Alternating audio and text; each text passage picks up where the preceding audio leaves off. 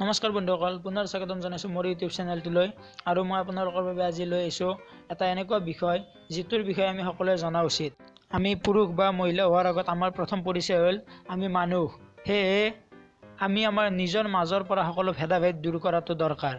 আজি ক'বলৈ দুখ লাগে, আমি মানুহ জাতিটো বোলে জীৱশ্ৰেষ্ঠ, তথাপি আমি কিছুমান বহুতকৈ অধম কাম কিয় কৰোঁ? পইচাৰ বাবে, নিজৰ কামনাৰ বাবে সকলো কৰিবলৈ ৰাজি কিয় হওঁ? এইবোৰ কথা আমি এবাৰো কিয় ভাবি নাচাওঁ? আজি চাওক, মহিলাসকলৰ ওপৰত চলা অন্যায়ৰ কথা আমি সকলোৱে জানো, আৰু মহিলাওতো এটা সমাজৰ অংগ। সেয়েহে আমি মহিলাসকলক কিয় দুৰ্বল বুলি ভাবোঁ? পুৰুষ মহিলা সকলো সমান, কেৱল তেওঁলোকক ক্ষমতা দিয়াৰ দৰকাৰ। সেয়ে আমি মহিলাৰ ওপৰত এনেকুৱা অন্যায় কৰা অনুচিত। আৰু কেৱল যে মহিলাৰ ওপৰতে অন্যায় হয় সেইটো নহয়, মহিলাৰ ওপৰত অন্যায় হোৱা আমি সকলোৱে জানো, কিন্তু পুৰুষৰ ওপৰতো যে তেনেকুৱাকৈ কিছুমান যাতনা আৰু মানসিকভাৱে চাপ দিয়া হয় তাৰ বিষয়ে আমি বহুতেই নাজানো। আজি মই তেনেকুৱা এটা সমস্যা আপোনালোকৰ লগত আলোচনা কৰিম। পুৰুষ বুলিলেই উপাৰ্জন নেকি? বেছি উপাৰ্জন কৰিব পাৰিলে যোগ্য নহ'লেও আজিকালি সন্মান পায়। পুৰুষক প্ৰত্যক্ষভাৱে সমাজে কেনে এটা স্বাৰ্থপৰ দৃষ্টিৰে উপাৰ্জন কৰা যন্ত্ৰ হিচাপে ৰাখে তাক এবাৰ ভাবি চাব। পুৰুষৰনো কি, উপাৰ্জনহে লাগে সকলোকে?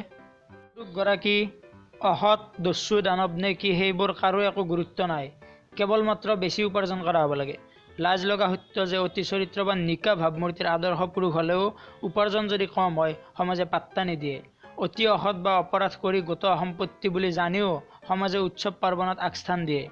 মই এগৰাকী ছাত্ৰ হ'লেও সমাজৰ এনেবোৰ কাৰ্যকলাপ চাই থাকোঁ, একো ক'ব নোৱাৰোঁ। আজিকালি কোনে কাৰ শুনে? কৰি দেখুৱাৰ দিন। নিজে কৰি দেখুৱাবলৈ চেষ্টা কৰক, নহ'লে এই সমাজত একো স্থান নাই। কিছুমান জ্ঞানী মানুহে কয় পুৰুষৰ উপাৰ্জন সুধিব নালাগে, কিন্তু কৰে কি? কিমান উপাৰ্জন, কিমান সম্পত্তি, সেইবোৰ আগতে জনাৰ ইচ্ছা থাকে। মই এইটো কোৱা নাই যে পুৰুষে উপাৰ্জন কৰিব নালাগে। পুৰুষৰ এটা দায়িত্ব আছে, পৰিয়ালটো চলাবলৈ তেওঁ উপাৰ্জন কৰিব লাগিব। কিন্তু মই এইটো কৈছোঁ যে পুৰুষৰ নিজৰ উপাৰ্জনৰ ভিত্তিত তেওঁ সমাজত আগস্থান দিয়া বা সন্মান নিদিয়া এইবোৰ চলিব নালাগে।